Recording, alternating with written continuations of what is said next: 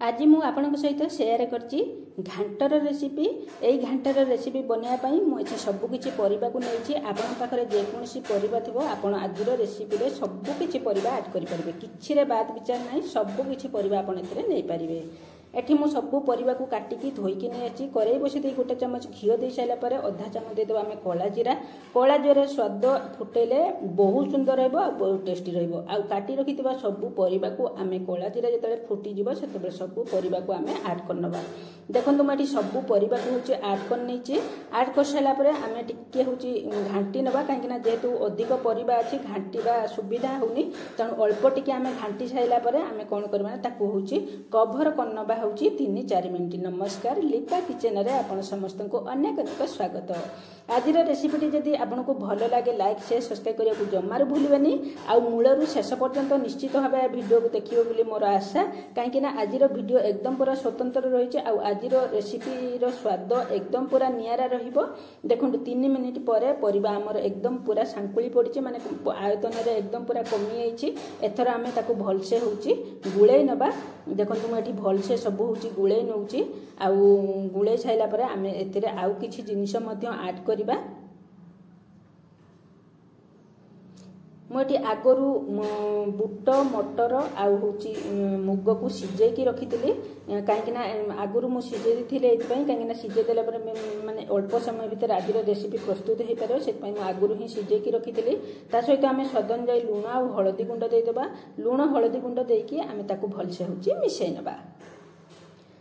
आपण एमती घांट तरकारी केबे बनैछंती कि नाही मते कमेंट बॉक्स रे लिखिबा को भूलिबेनी।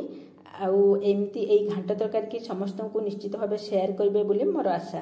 किंतु स्वाद एकदम पूरा नियारा रहबो। लुण हळदी देकी आमे आउ 4-5 मिनिट पर्यंत ताकू होची सिझिबा पई छाडदेबा। देखंतु एटी 5 मिनिट परे मु देखौची परिबा हमर एकदम पूरा बढ़िया से सिझी गलानी आ परिबारु सब एकदम पूरा पानी बाहरी आछि। एथर आमे कोन करबा ना आउ माने होची गोटे पात्र को आम यही परिवा को हूँ काढ़ी नवा काढ़ी देकी आम गोटे मसला छुंक प्रस्तुत करवा।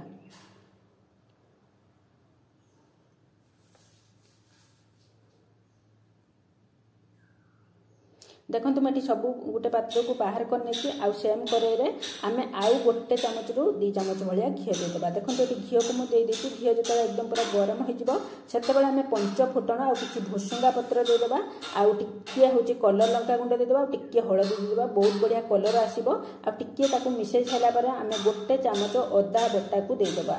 देखो ये अदा बटा को दे गैस फ्लेम एकदम पूरा लू रे रखिबा आउ जमा भी हाई करबानी आउ अदा बटा को देकी आम किछि सेकेंड आम हूँ घी सहित भाजवा घी सहित भाजीगला मुझे 2टा मीडियम साइज टमाटो को एकदम पूरा पतला पतला काटिकी रखी टमाटो को आम मसला सहित भलसे हूँ कषि नवा 2-3 मिनिट। 2-3 मिनिट पर मसला आमर भितर टमाटो एकदम पूरा बढ़िया सीझीज। देखो ये एकदम पूरा बढ़िया से सीझीगला जमा भी ये पानी मु आड करना से टमाटो पानी रे ही टमाटो एकदम पूरा आमर सीझीगला।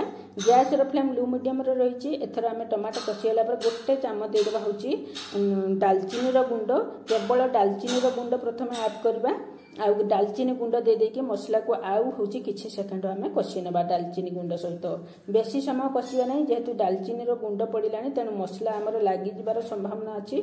आम टिके मसला कषिगला आम जो सिझेकी रखी परिवा को ता भीतर आम एथर सब आड करनवा। देखो मुझे सब परिवा को हूँ एथर आड कर नहीं आड कर सारापर आम ताकू भलसे हूँ एथर मिसई नवा। देखो ये भलसे आमर मिसी जाइए आउ टिके आम ताकू किछि सेकेंड पाई घुड़ेकी रखिदेबा। आउ देखो ये कलर बहुत बढ़िया आसीगलानी एथर आम गोटे चामच देदेबा हूँ जीरा गुंड ता सहित आम देदेबा हूँ 5-6टा गुजराती की गुंड करके गुजराती गुंड आउ ये मुझे एकदम गुंड नड़िया रखी तापर किछि देदेबा। गुंड नड़िया को दे साइला पर आम हूँ कस्तूरी मेथी पत्र एकदम हाथ में दलिकी एकदम चुना चुना कर रखी ताकू आड करनवा। कस्तूरी मेथी पत्र देले स्वाद बहुत बढ़िया आसो। ता सहित गोटे चामच आम चीनी देदेबा। चीनी देले स्वाद को बैलेंस करबा आ टेस्ट बहुत बढ़िया आसीबो जमा भी मीठा लागबनी। आ टिके रागुआ रागुआ लगा पई गोटे चामच देदेबा आम लंका गुंड दे साइला पर आम एई परिबा को एई मसला सहित सब हूँ बढ़िया से मिसई नबा। मिसई नहीं कि आम कौन करबा ना आउ हूँ गोटे मिनिट भलिया ता भितर हूँ एमती आम कषि नबा।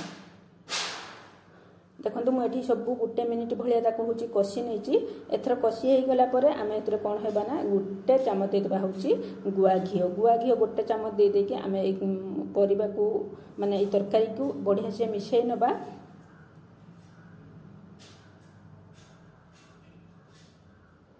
देखो ये आम घी दे सारापर सब जिन पड़ जाइए एथर आम गैस को बंद करनवा आ गरमा गरम प्लेट को सर्व करनवा। या भात रुटी पराठा सहित खाइबे बहुत सुंदर बहुत टेस्टी रहिबो। आज रेसिपी आपको केमिति लागिछि कमेंट बॉक्स में लिखा जमारू भूलिबेनी। पुणी आसीबी नुआ रेसिपी नहीं रही बाय जय जगन्नाथ।